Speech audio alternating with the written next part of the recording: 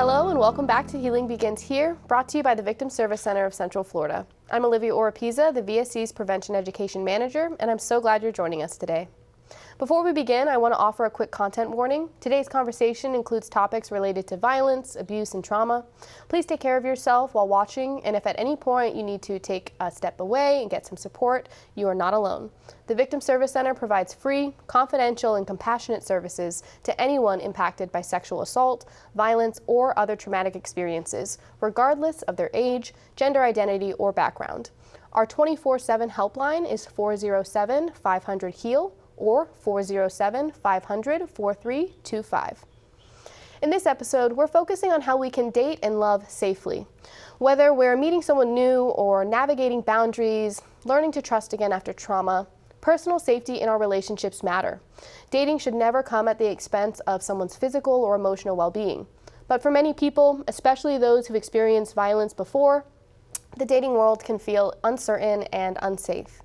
Today we'll hear from 3 professionals who work every day to support individuals navigating the dating world, whether that's through self-defense training, boundary setting, or community advocacy. In our first segment, we're joined by Keri Higby, Program Specialist with the Seminole County Sheriff's Office and Adjunct Professor at the University of Central Florida. Keri created the STAR Women's Self-Defense Program and brings over a decade of experience in crime prevention, empowerment, and education. Keri, thank you so much for being here today. Thank you so much. It's a privilege. I'm really honored to be here. So I want to start today by asking how you found passion in educating others about self-defense. Absolutely. So I started as a volunteer at the Seminole County Sheriff's Office, and when I was in that unit, I was in crime prevention, and I had a lot of time to research some statistics. So one of the statistics that jumped out at me was the 1 in 5 women have been sexually assaulted in the United States, and I thought instantly, I need to change that. What can I do to help change that statistic? And so over the years, I started to put together some research and actually created a self-defense program to help women feel empowered and feel confident so that we can, again, get rid of these stats one day. For sure. So you came across the statistic. You said that is not happening while I'm around, No. and you worked to create a program. Can you tell me a little bit more about this program and some of the benefits you've seen in its participants? Absolutely. So we go out into the community and we offer 2 parts to the program. We do a classroom-based portion, and that gives you all of the situational awareness. Part 2 is really the hands-on, because I think when people hear the term self-defense, they instantly equate that with, well, I have to be a ninja, or I have to be strong, or I'm going to take somebody down. But it really starts with situational awareness, because I think one of the things that people don't realize is that self-defense is 90% mental preparedness, having that plan of action. If you need to fight, then it becomes maybe 10% physical. So whatever you're doing to prepare, that's really practicing self-defense, being aware. Really starts the thinking about, okay, am I taking the right, way home? Do I have my phone on me? Am I paying attention? Am I not on my phone all the time? Right. Not walking home with the headphones in and not aware of your surroundings. Exactly. I've heard you say before that a big part of self-defense is that individual empowerment and finding your voice, being able to use that and educate for yourself. So what do you think is most important in some of these classes that you teach? I think that we teach people how to be assertive and to trust their gut. So when something doesn't seem right, it's not. So don't second guess yourself there. And I think through our classes, not only do we practice the physical part, but we're teaching people really to find their voice through movement, through voice, yelling, something as simple as just distance. Like, wait a minute, I need you to back up. Yeah. So you can be assertive, still be kind, but of course go, hold on, wait a minute, you're getting a little too close for my comfort, and this is what I'm prepared to do. Right. And protect yourself that way. Because we know a lot of people in those situations maybe think they'll do one thing, but then they freeze or panic, or they don't end up yelling for help or knowing how to move in that situation. So it sounds like you do a lot of work in that preparedness mindset of, if I'm in a situation or I'm in danger, I know my next step to take. Right, and so we don't want people to freeze, and when panic sets in, we will always like to say the mind shuts down. So I don't know what my options are, and so through our course, we're teaching people, what is my option? What can I do next? What if I can't get out of the situation? What do I do? Right. I'm not going to stay in the victim mindset. Right. And so you teach these classes at the University of Central Florida as well. I've heard they're extremely popular on campus and well attended. Why do you think these students are gravitating towards that class, and what benefits do you think that they're getting out of this? Yeah, I've thought about that for a long time now. So we've been teaching for about 10 years, and people love it because it's fun. Yes, we say, is this an easy A? Yes, it is, but you've got to participate. But I think what's really drawing students to our class is that the dating culture has changed. We're talking about more increase in harassment, stalking, victimization that way. So I think people want to feel not only safe on campus and in their lives, but in their relationships as well. Definitely. So students maybe are drawn towards this class for, reasons A through B, but largely they're leaving it with a sense of empowerment and safety, right? Absolutely. I love it, and it's so rewarding when a student comes in and you can see that they're very unsure of themselves in the first few weeks, and by the end of the term they've learned something. It could be how to throw an elbow, how to kick right, how to use their voice, and you just see the change in them. And they feel, I think, empowered and confident to go, you know what, I could apply what I'm learning in this classroom to every part of my life if need be. Yeah. And we've had those situations. We had a student that was stalked in the parking garage about 2 weeks into class, and they knew through our class to go, wait a minute, hold on, I'm going to yell, I'm going to find an exit, and they were able to get out of the situation safely. So maybe instead of panicking, they were able to plan, these are the steps, these are what I've been taught, and now I feel maybe better fit to respond to something like that. Right, to actually apply it. Right.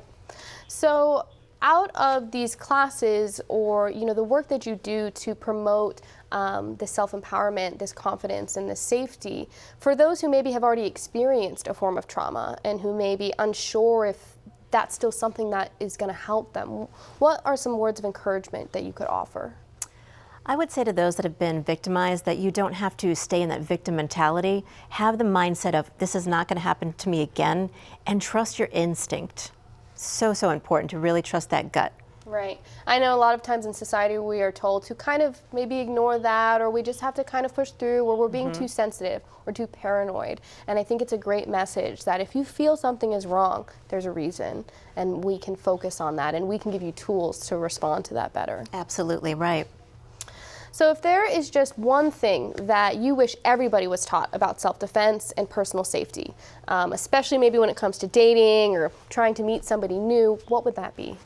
I still think it goes back to the mental preparedness piece, and again, having that mindset of, again, I'm going to be safe and I'm not going to just push away something that my gut is telling me. It all goes back to, again, listening to the gut, listening to, you know what, this isn't right. Let me try to figure out how I can get out of that situation before it becomes physical. Right. So they're ready. They're more prepared to maybe get into those situations, or maybe won't be as hesitant. Yes. Is there anything else that you would like to share with our viewers about the self-defense program we've created, this class at UCF, or how they can connect with these programs? Yeah, absolutely. So our classes through the Seminole County Sheriff's Office are free, and we offer them monthly. Amazing. You can actually go to seminolesheriff.org to actually find those monthly classes. And then my class at UCF is taught 3 times a term or a year, and you can actually find that through ucf.edu actually. Very cool. Well, Keri, thank you so much for being here today and for all of the amazing, super cool work you do in Central Florida. It was a pleasure. Thank you very much. Of course. Whether we're talking about prevention or empowerment, the goal is the same: to help people feel safe in their own skin and more in control of their decisions. Coming up next, we'll continue this conversation with Natasha D'Arcangelo, a licensed mental health counselor who works with clients to recognize healthy relationships, build assertiveness, and set boundaries after trauma. We'll be right back.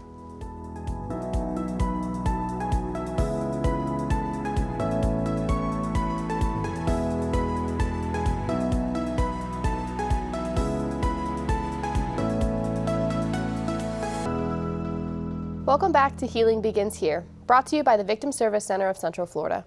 In this segment, we're joined by Natasha D'Arcangelo, a licensed mental health counselor who works closely with clients processing trauma and rebuilding their sense of self. Natasha's work frequently involves helping individuals explore what healthy love and connection look like, especially when they've experienced harm or have never had a model for respectful relationships. Natasha brings a compassionate and trauma-informed lens to help us understand what it takes to recover after trauma. Natasha, thank you so much for being here today. Thank you so much for having me. I'm excited to be here. So I want to start off by asking you, what type of work do you do, and what type of challenges do clients bring in when they come to you? Sure. So I have the honor and privilege of serving as the Chief Clinical Officer for LB Health, and we are a fully online mental health practice. And I am also a licensed mental health counselor and a licensed professional counselor. I'm licensed to practice in 8 states, and I specialize in trauma. So I work with a lot of clients who have unfortunately experienced, oftentimes it's childhood trauma, sometimes it's IPV, which is intimate partner violence. Right. And so I try to help support them and get them back to a place where they're able to have a higher quality of life. I got you. So you're serving clients who experience a range of issues, maybe trauma, intimate partner violence, domestic violence, and sexual violence as well? Yes, absolutely. So you've mentioned that people you work with might have a hard time recognizing what a healthy relationship looks like, either because they're missing a model or because they've experienced something abusive and harmful and it's muddied the waters. So what do you find effective in helping them recognize what a healthy relationship is, or recognizing red flags of an unhealthy relationship? So a lot of times what ends up happening is whoever we grow up in a household with, whether those are our parents or our caregivers, they are our first example of what a relationship looks like. That is for better or for worse. I know we all have things that we saw growing up that we would like to repeat in our relationships, and then some things that we don't. But if you grow up in a household with a lot of witnessing violence and just inappropriate behavior, that becomes your normal. Right. And it's oftentimes not until you're in an unhealthy relationship yourself and you're questioning why you're not happy and why it doesn't feel right, it can be difficult to see that for yourself. Sometimes it takes an objective third partner or third party like a therapist, or maybe it's a friend that has concerns about you. So I would say some of the red flags are, as a previous guest stated, you have to listen to your instinct. If your gut is telling you that this isn't right, that you're not being valued, that your partner doesn't recognize your worth, if you're finding you're constantly having to make excuses for them, especially with your chosen family. Our biological family is not, unfortunately, always the best example for us, but if your chosen family is telling you that they're worried about the things that they see with you and your partner, there's probably something to pay attention to. That's especially true if there are things that are landing you with a lot of police involvement, or if you're ending up in the hospital. I've had clients that have had to have like reconstructive surgeries because of some of the violence that they'd experienced at the hands of a partner. Yeah, those are definitely red flags. Right. We know that violence and abuse are more prevalent than a lot of people might be aware of, or that we talk about on a day-to-day basis.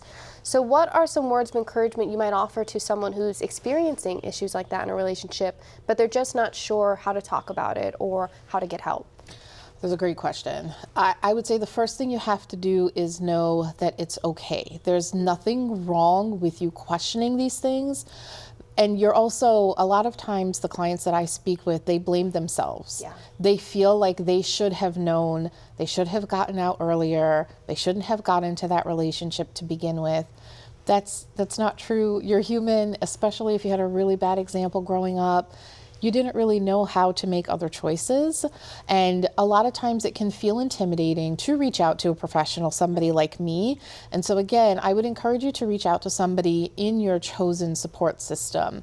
Is there somebody that you trust, somebody that you feel would have a listening ear? And then potentially they can help you get connected to a professional. Utilize local organizations, like here in Orlando, we have the Victim Service Center. NAMI is another really good one. All the services provided by NAMI, which is the National Alliance on Mental Illness, those are free.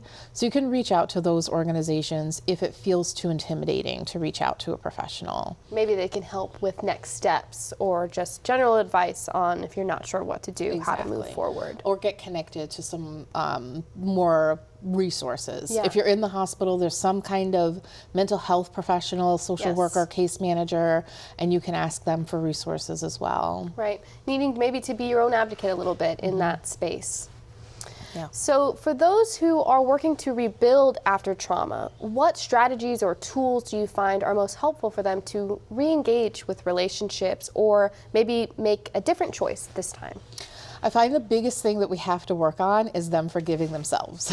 Yeah. And understanding that they are not broken and they are not defective. They made decisions based on the information that they had on the time or at the time. Now they're recognizing that it was not a healthy decision, but there is a different way of doing things.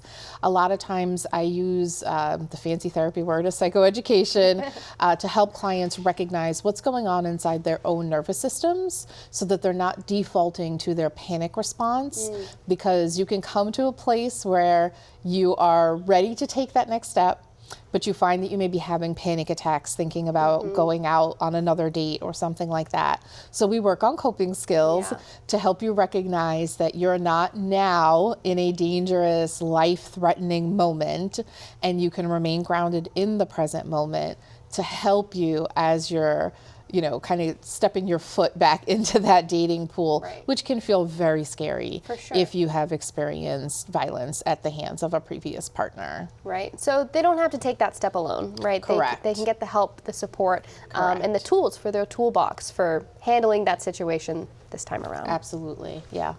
So boundaries are something that we talk about a lot, and being able to assert your boundaries and protect your boundaries and yourself. So what is your advice for someone who might be struggling with asserting those boundary needs and saying no? No is a complete sentence. And I practice that a lot with clients in session. You don't owe anybody an explanation. If something is making you uncomfortable, if there is something you do not want to participate in, all you have to say is no. If that person is not respectful of your boundaries, you are well within your rights to get up and leave. You do not have to stay in that situation. All too often, those of us assigned female at birth tend to be socialized that it's our job to make the people around us happy. And so we'll fall into these people-pleasing patterns and we'll do things that make us uncomfortable. Again, it goes back to your instinct. If you're out with somebody and you don't feel comfortable, you can leave at any time. And I'll tell clients things like, tell them your therapist said so, just blame it on me, right? So if you're watching, I'm your therapist now, and I give you permission to walk away and say no. Sometimes there's something called the broken record technique. So if somebody is pushing you to do, oh, come on, I'll just pick you up at your house. You continue to say, I'm not comfortable with that. I'm not giving you my address. You don't have to raise your voice, curse at them, get angry. You just continue to repeat, I don't feel comfortable with that. I'm not giving you my address. And eventually, they'll see that they're not able to move you, and then they'll just move on to the next topic or move on to the next person because they realize that they're not going to be able to just, use you as a pushover. Yeah. Thank you for sharing that and for giving your consent for everyone to be able to blame you for, sorry for the bummer, I'm saying no, we can blame my therapist. Exactly. And thank you so much for joining us here today and for sharing about all of this great information and the work you do every day. Thank you. I'm happy to be here. So up next, we're going to be hearing from Corinne Phillips, a forensic nurse examiner, or FNE, with the Victim Service Center. Corinne works directly with survivors who've experienced violence, and she'll be sharing some of the most common misconceptions that she sees around consent and how people can better protect themselves and their partners. Also, how healthcare providers play a vital role in prevention and healing.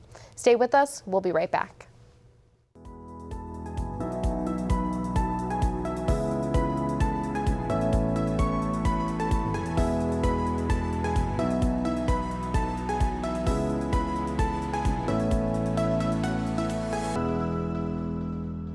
Welcome back to Healing Begins Here, brought to you by the Victim Service Center of Central Florida.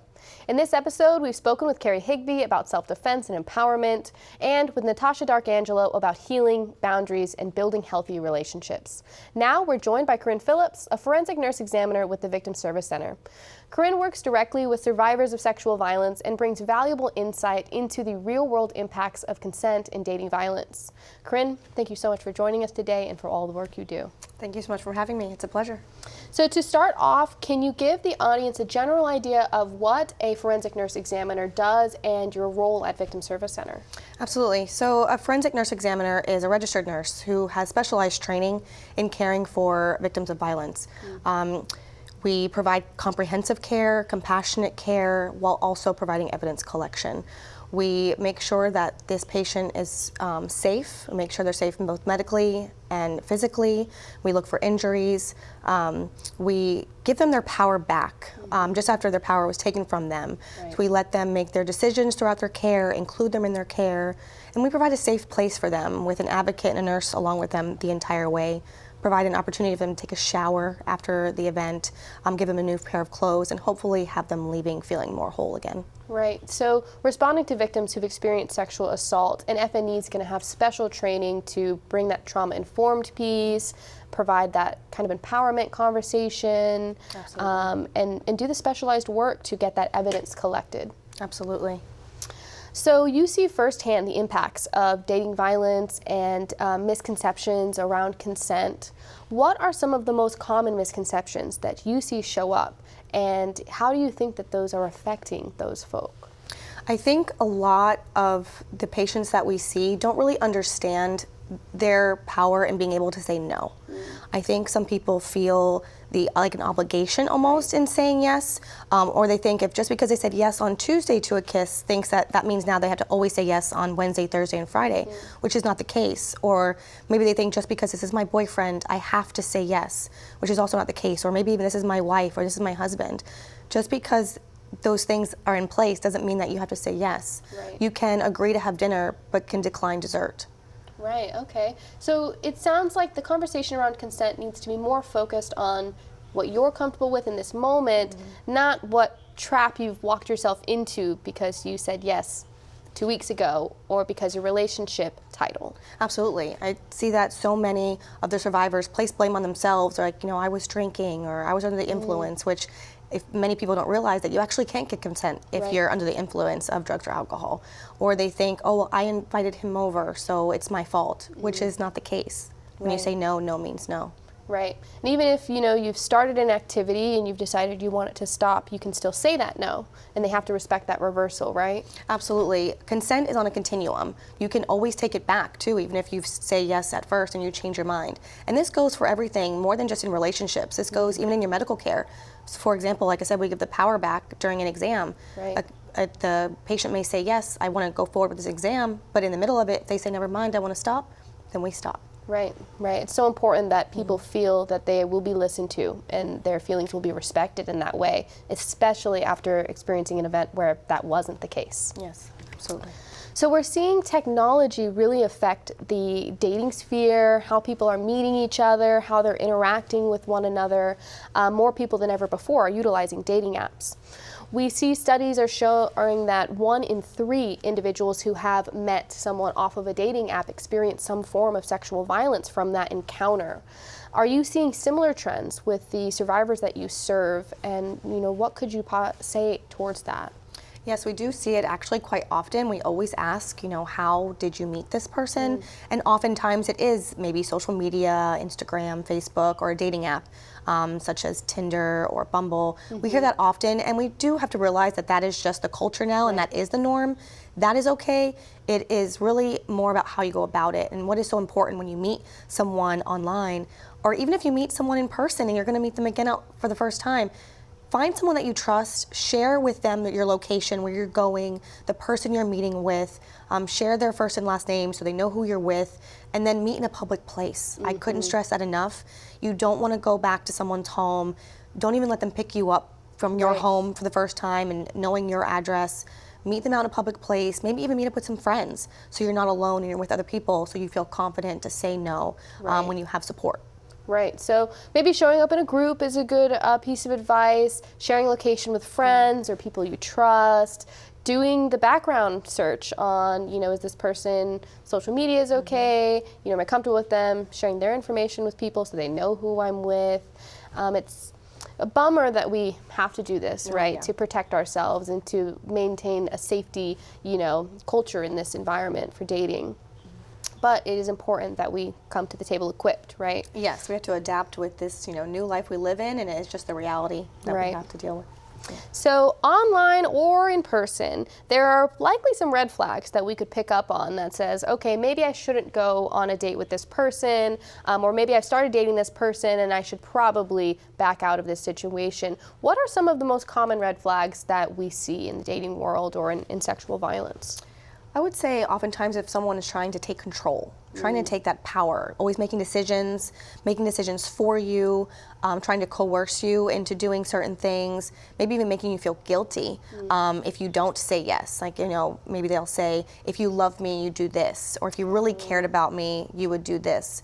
Those are things that you would really need to be on alert for and be concerned about if that's happening, and I'm not letting you speak and, put any input. Right, so the sense of having control over you or trying to maybe, access your phone or your location or, controlling what you say or what you wear, right, or who your friends are maybe. We see that happen pretty often in relationships, and a lot of people don't recognize that as a red flag. They might think, oh, well, they just care about me. They love me. They're obsessed with me. So what word of advice would you maybe offer to people who, aren't as adept at recognizing those red flags? I think, honestly, it goes back to your gut feeling. If you feel like something isn't right, maybe, again, talk to someone you trust. Having that support system is so important.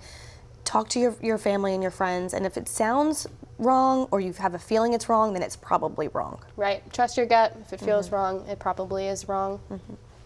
So if you could offer a message of encouragement to survivors who have maybe experienced some form of dating violence, had a bad interaction from meeting up with someone in person, or just are a survivor themselves, what would you say to somebody who has been harmed and maybe needs services or wants to seek support? I want them to know that they're not alone and to not feel ashamed. Don't feel guilty, because no matter their circumstance, no matter how you got in this situation, the situation shouldn't have happened and it's not your fault. Again, you're not alone. There are other people that have gone through these things, and we want to help. That is what the Victim Service Center is here for, is to help you feel whole again, help you get your power back, and be able to move forward in life with that. Right. Well, that does sound very encouraging. And we know that if they can't get that support somewhere else, Victim Service Center will start by believing, and we'll do what we can from there. Well, Corinne, thank you so much for the work you do every day to serve survivors and to provide relationship education. And thank you for being here today as our guest. Thank you so much. So across today's episode, we've talked about the many ways people can protect themselves and their well-being in dating and relationships, from physical safety and self-defense to emotional boundaries and understanding consent better. If you or someone you know has experienced violence or needs support, the Victim Service Center is here for you. Our services are free, confidential, and available to everyone. Call our 24/7 helpline at 407-500-HEAL or 407-500-4325. You can also visit victimservicecenter.org. Thank you for joining us today on Healing Begins Here, and remember, you are not alone.